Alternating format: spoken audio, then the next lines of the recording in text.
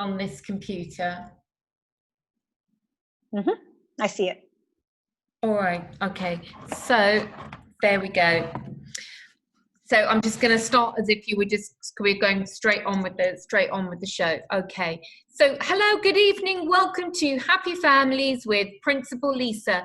I'm joined on the show today by Bernadette Ibrahim, a functional nutritional therapy practitioner from here in Dubai, who's recently written a book called How to Raise a Healthy Eater in a Processed World. Welcome to the show, Bernadette. Thank you so much for having me. Oh, you're always a pleasure.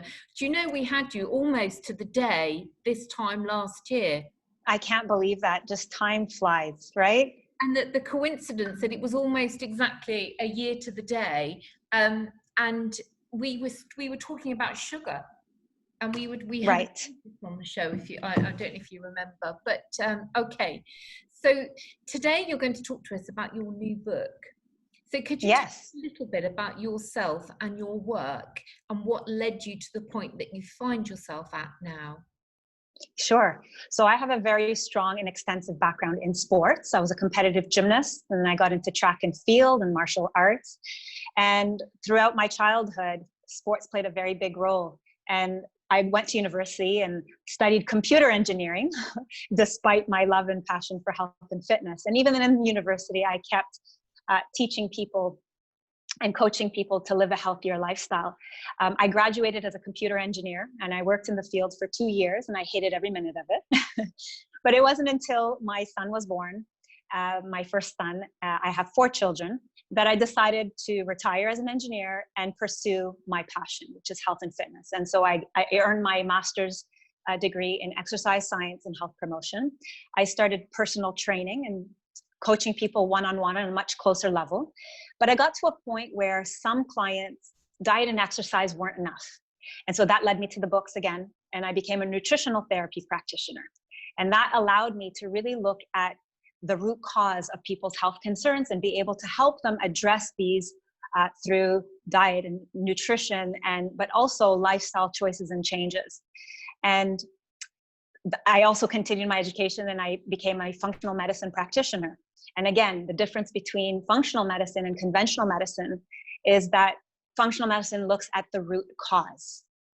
We look at why a person feels a certain way, and we look at all of the interconnectedness of all of their symptoms. And, you know, having all of this education and having 4 children, putting what I know as a health professional and implementing it, applying it to my children are 2 completely different things, right? Yeah. How old are your children? Just so that I can, you know, imagine family. Sure. Yeah. My youngest is now 9 and my eldest is 15. So I had 4 and 5 years. And I say that my book on junk was literally was a book that took 10 years in the making, not in the literal sense, but in the sense that I needed that much time for my children to grow up, and for me to fumble as a parent, and for me to fumble as a health professional and gain all of this experience. And I came to the realization that clients were always asking me the same questions. You know, they were always asking me, what do you feed your children? And how can you help me help my kids eat healthier? Yes. And, you know, sometimes it lands in your lap. And I was like, that's it. This is what I'm going to write about. And so my book on junk is how to help parents raise healthy eaters in a processed world. How do we take what we know we should be doing, but actually implement it? Because there's so many things, especially in today's society, that is preventing parents from doing that. And what do you think is preventing parents from achieving that? Well, one, the awareness themselves, parents not having the awareness of a number of things. One, when it comes to their own feeding styles. And 2, about the food industry. So much has changed in a short amount of time that we no longer know what real food is. And there's so many marketing claims and so many marketing labels out there that can really make things confusing. And I could take eggs as a very simple example, right? Eggs is a whole food. It's something that you think should be a very simple food to go to the supermarket and purchase. But now when you go to the supermarket, you're faced with Labels and labels and labels. Vegetarian fed, organic fed, free range. What is it that should you be buying? It's very confusing. And so taking what you believe you should be doing and then implementing, again, is two different things. So my book has a very practical approach where I help people actually go to the supermarkets, know the deceptive labelings to be watching out for, know what they should be purchasing instead. And then also dealing with society's ways of really not helping parents raise healthy eaters. And what I mean by that is look at the never-ending Hallmark holidays. It just rolls from one to the next to the next. There's always something to celebrate with sweets and treats. Then you have the nonstop birthday parties for children. Then you have the guests who come over and will bring something from the duty free. And then you have the naysayers that say, it's okay, they're children, nothing's gonna happen to them, let them live. So there's always that pressure, there's always that relative or that aunt or that uncle or that grandparent that is spoiling your efforts to try and raise healthy eaters. And it can be, trust me, I know. And this is why I'm coming from a point where I, as a health professional, was so frustrated, because here I am knowing what I should be giving my kids, knowing what is good for them. And society just wasn't on board, is just not on board. There's that lack of awareness is not there. And the biggest problem is that they don't know that there's a problem. That's the biggest problem. In your book, there's a chapter which talks about finding out what is your feeding style as a parent. So that must be quite early on in the journey when you're reading that book. So you've bought the book, you want to get into this lifestyle, but you're not quite how. So tell us about your feeding style. Mine personally, or in general, the different feeding styles? You could tell us your personal feeding style, but okay. What questions it's you ask a parent? Yeah, look, the reason why I dedicated this chapter, and it's the first chapter of the book, because I really think we have to be prepared as parents to face ourselves, because a lot of what our children, their feeding behaviors, whether they're, a parent will say, my child is a picky eater, or my child loves everything, or won't eat vegetables and only eat carbs. The child's eating behavior probably has a lot to do with your parenting and feeding style. And so that's why I want, before you point the finger and say, my child X, Y, and Z, I want you to do some inner reflection and go, maybe it's the way I'm imposing things on my child or doing things with my child that is bringing this type of behavior. So it's just kind of, doing some inner reflection and looking at ways that you can become ultimately an authoritative feeder, right? And so I personally was an authoritarian feeder. So it was, this is what I made, this is what you're going to eat, and you're not going to leave the table until it's all done. And I had to do that, right? Because I had 4 children in 5 years. And so if I can get my eldest to do that, the others followed. So I had a very strict approach when it came to food. But then I realized at one point it backfired. And I could share a quick story where my daughter, went to a birthday party. And of course, there was nothing but junk food offered. And she was there for a whole day. It was a very close friend, and they spent the entire day. It wasn't just an hour, 2 hour. Okay. And she came home and vomited everything. And I knew it must have been something that she ate. So I reached out to the parent. I said, what was served, what was offered, because this has happened. And she shared the menu, and sure enough, it was all junk food. But it didn't happen to the other children. So why was it just my daughter? And it was because she binged. She had access to all of this candies and chips and cookies and cakes and desserts, right? Where she wasn't allowed having this at home. So then it went the other extreme. Now she learned her lesson, and I learned an even more valuable lesson, that there has to be some room for choice. And that's where the authoritative feeding style comes in. Yeah. It's love with boundaries. So you can set your boundaries, but you have to also offer choices. And that's what the first chapter really gets into. So when I do a lot of parent workshops in our nursery, Kangaroo Kids, I talk about parenting styles. And so what you've done is you've taken those psychology parent states and applied them to eating, which is very interesting. But of course, one of the other parenting ways of perhaps feeding is the passive parent that might be a little on the neglectful side when it comes to food, who just kind of doesn't focus in, doesn't even try to apply a healthy eating kind of and maybe obviously they love their child very much, but that they don't perhaps understand the impact of a healthy an unhealthy diet for a small child, which is what do you think would motivate us as parents to adopt a more unprocessed meal plan for our children? I think it comes from really awareness and the understanding of why you should and shouldn't be giving certain foods to your child. And that's what I really try to divulge in my book. And I mean, the second chapter is all about the evolution of the modern diet, how we came to be to having what we have in supermarkets today compared to our great-great-grandparents who wouldn't even recognize 3/4 of the food that are available today in the supermarkets. And I give a different spin to the whole good and bad food debate, you know, and so I teach parents to then teach it to their children. It's also a learn to teach book where I give the parent the information and then I give them literally scripts to then teach it to their child. And, you know, for example, did you know that fortification or hydrogenated fats came as a need? Because in World War II, soldiers needed food that would last voyage and that would last a long period of time. And so hydrogenation, which we now know today causes heart disease, actually stemmed from a need.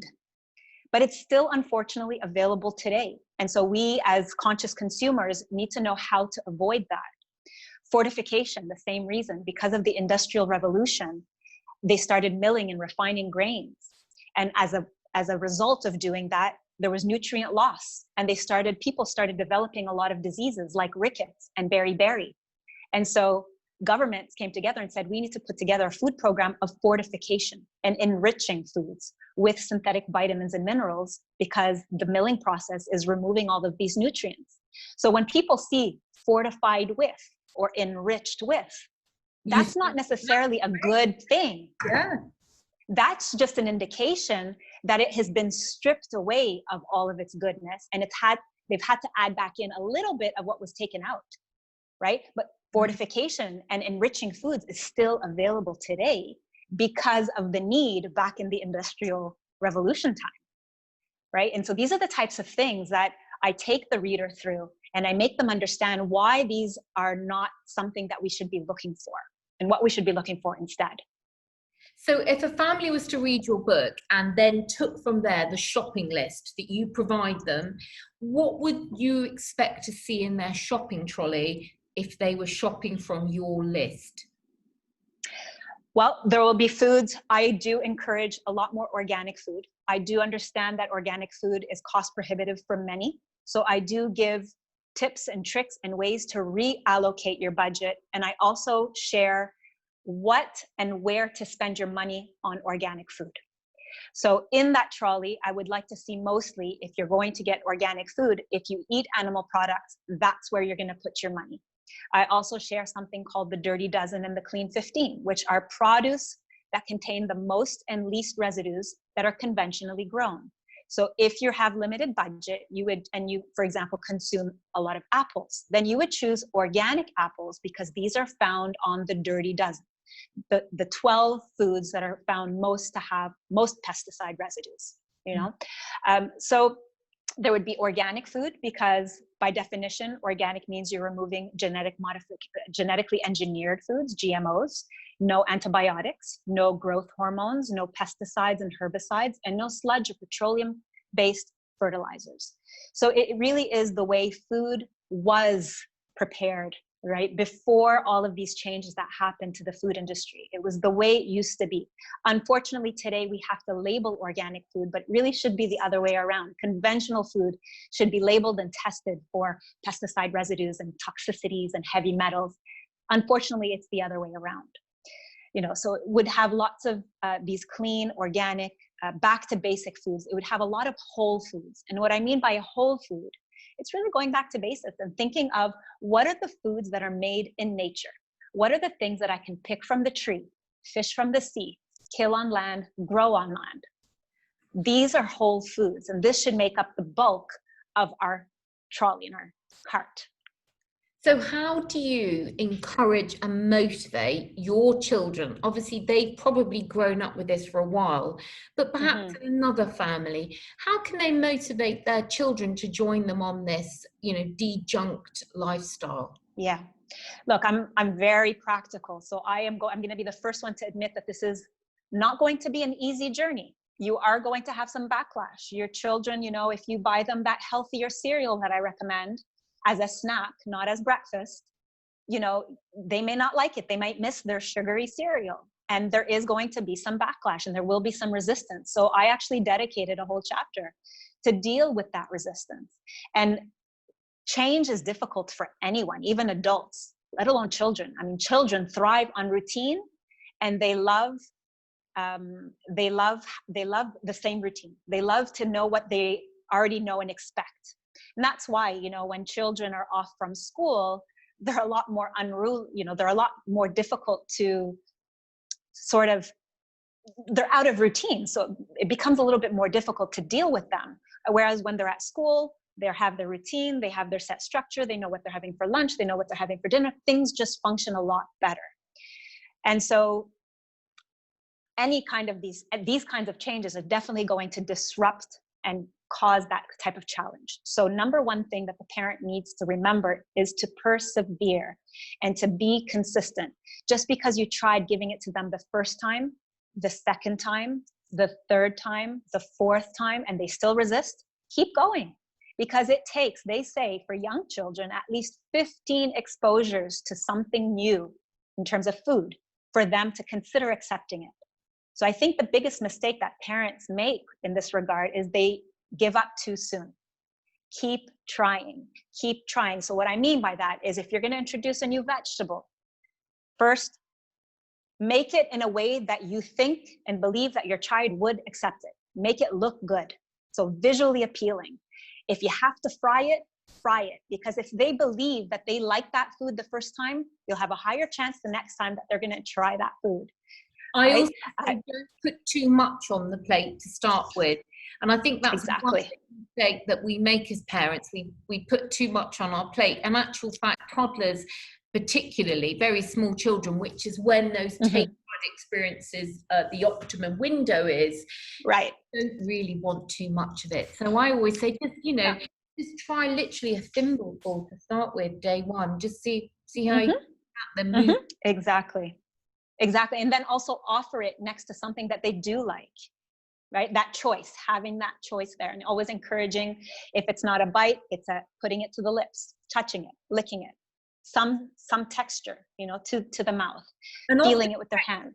Very important to children, I find. And if you can kind of, desensitize them from, sometimes children will say, well, I don't like fruit because it's cold and wet. But yet if we cook it and we maybe sprinkle some ground almonds on the top, hey presto, they all of a sudden like apples, it's exactly. So finding a different way to introduce it to them, those 15 times, try different ways each time. And then also modeling behavior. Okay. That's another way is eventually when they say actions speak louder than words. Your children see what you're eating. And if you expect them to eat Brussels sprouts, you have to be eating them too. Right? I love Brussels sprouts. Now, you just mentioned breakfast. You said the children weren't having the cereals, the healthy cereals for breakfast. They could have them later on as a snack. So what do your 4 children aged between 9 and 15, was it? What do they eat for breakfast? So again, I always focus on whole foods, and I would like to combine and have at least 3 of the macronutrients, the 3 macronutrients, which are protein, some form of vegetables, a fibrous carbohydrate, and a healthy fat. So that can look like any type of combination. It can be eggs as the protein, a green smoothie as the fiber, And healthy fats can be either avocado slices or in the smoothie, flax seeds. It can be as simple as that. Boiled egg in a green smoothie. You know, that's one example. But I always try to frame it in a way that they're getting in a good quality source of protein, some vegetables or fruit, you know, if they want, put into that green smoothie as well to sweeten it up, and a healthy fat. That's my principle that I always like to ensure that they have at every meal, not just for breakfast. Okay, and so what happens, you know, for any parent that you make the smoothie and you put it there, you put the straw in, you're kind of really hoping, and they go, well, I'm not drinking that. I end up drinking a whole liter. Well, thank you. It took me a whole year. It took me a year trying. I mean, two of my four loved it right away, but then it took a full year to get my other two on board. And it was a matter of, I still to this day, two of them like it more sour, I add more lemon, and two of them like it sweeter, I add more banana. So again, it's trying to make everybody happy. On Happy Families a couple of weeks ago, I was talking to Dr. Saliha, who I think she also has 4 children. And she was saying to me about how she gets children on board with her rules and the ideas. She says is she bombards them with research. And so she says, well, if you don't really want to eat the smoothie, what I'm going to do is I'm going to put together a PowerPoint of all the reasons why you need to eat the smoothie. And then they eat the smoothie. Well, I don't give them a PowerPoint. I say it. Yeah, that's actually part of the strategy is aware. In order to change, they need to believe in that change. Yeah. So awareness is huge. They have to understand why that smoothie is good for them and what it's going to do for their bodies. And I actually have a section in that chapter where I take specific vegetables and I'll say, you know, this looks like a brain and it's good for the brain, like the walnut, for example. These little tidbits of information that you can share with your kids, all to help them, to encourage them to try these foods and take them on board. Okay, we're just going to go for a break there. So I'm just going to say to everybody, stay with us. I'm talking to Bernadette Ibrahim, who's talking to us about her fantastic book about how to encourage your children to eat a more healthy lifestyle with food in a very processed world. So join us in just a moment. We'll be straight back to chat more to Bernadette Ibrahim. Welcome back, everybody. Thank you for joining us with Bernadette Ibrahim. We're chatting about how to de-junk your cupboards, de-junk your family meals in a processed world. Could you tell us a bit more about your book, Bernadette? Yes, so Unjunk came as a result of 10 years of me fumbling as a parent and a health professional and really trying to bridge the gap between these two things. And when parents kept asking me, you know, what do you feed your children and how can you help mine eat better, I knew that I wasn't the only parent struggling. And I had to bring my experience as a mother of 4 and a health professional and a nutritionist all together into a very practical book that helps the parent go through this journey. And it really is a program. It's a chapter by chapter program that's going to take you from A to Z to understand the whole process and get your child on board to healthier eating. So would a family be able to pick up this book, they would read it, understand it, and then they could take the action, such as go to the shops, implement the plan, have the right language cues? I think you said that there was a chapter about what to say, and then they could adopt a more healthy eating lifestyle as a family. So they pick up the book and it's ready. Correct. Yeah, I mean, in every chapter, I have a section where I'm talking to the parent and I'm explaining and I'm raising awareness to the parent. I then turn that over to the children and help the parent explain it to the child with fun games and exercises and things to do at home to really strengthen and reinforce that information that they just learned in that chapter. And I really encourage them to take time from one chapter to the next to really implement the information that is being given. And then a lot of parents are talking at the moment about making sure that their children have full, strong immune systems during the corona virus.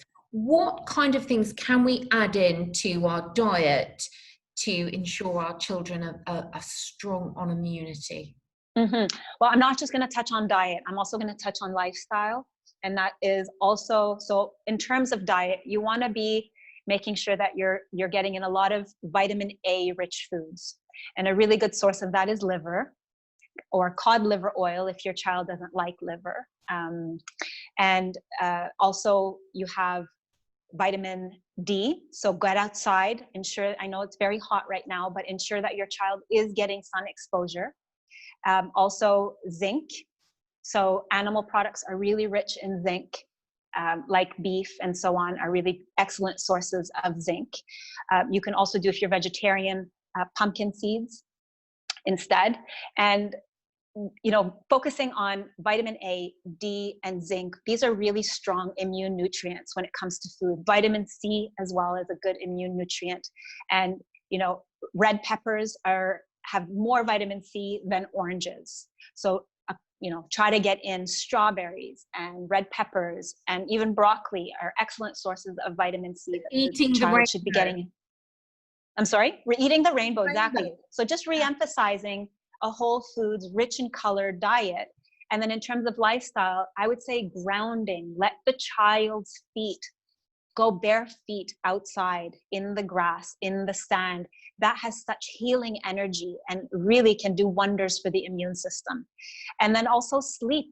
This is so not talked about, but especially now that children are off school, almost done school, I know that with my children, they're starting to go to bed a little later hours, and I'm struggling to getting them to bed earlier. And so I keep encouraging them and telling them that we are connected to the sun. And so, even though that school is over and you'd like to stay a little bit later, it's still important that we keep that bedtime routine and get to bed at a decent hour, because that's how our immune system regenerates. That's when we detoxify. And so sleep is critical for immune function. Wow, that's really interesting. So what we're saying here is about getting the children outside, getting them running around bare feet, which is something we do in our school. We've got an area where great. they always take their shoes and socks off in our forest school and run around at Kangaroo Kids. We do that. But I really liked what you were saying about eating the rainbow. That was important. But I've got one question here is, how can we get the children to have cod liver oil? Do you mean in a capsule or in a spoon, or perhaps mixed in a smoothie or a salad? Okay, so there are some cod liver oils out there that are flavored. You can find some that are lemon flavored. Even those my children didn't like. So for the child who really doesn't like, if they can take capsule, if they're old enough and they can swallow, you can find them in capsule form. For the younger children, it's liquid. And if they really do not like that taste and you can't seem to mask it in smoothies, for example, or anything, juices and things like that, then I would recommend that you actually rub it on their behind, on the skin, and it will get absorbed transdermally. So I would do that in the evening, and this is what I do for my children. I will rub it on their lower backs and their buttocks before bed, and the skin absorbs it really quickly, and then off the bed they go.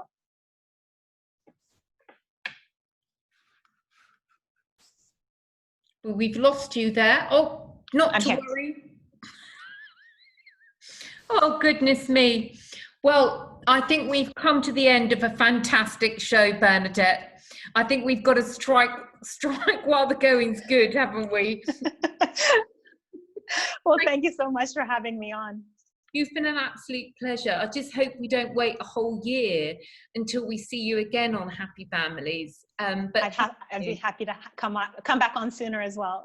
Because what you've got to say is really inspiring and really helps us to kind of keep on track with our healthy eating as families. So thank you so much. Thank you to everybody else that's tuned in to Happy Families with Principal Lisa. You're listening to Lisa on Pearl 102 FM. Thank you very much for joining us tonight, Bernadette. Take care. Thank you. Bye-bye. Well done, you. Thank you. Well done. No, when I was growing up, we used to have a teaspoon. We're still recording. Do you want to end it? But I just wanted to say, when I was growing up, we used to have a spoon of castor oil. Do they still recommend castor oil? Oh, that can induce diarrhea. Well, that can be laxative. Oh, were you constipated as a child? We used to have a teaspoon of it. Granny used to give it to us. No, I wouldn't. So I do castor oil packs for clients. I do recommend that, but I wouldn't recommend it orally. There are other ways that we can help stimulate the bowels without having to take castor oil. Yeah. Yeah. Bless you. Thank you. Thank you for your personal. Thank you. Thank you so much. My best wishes to you. Take care, darling. Bye-bye. Bye-bye.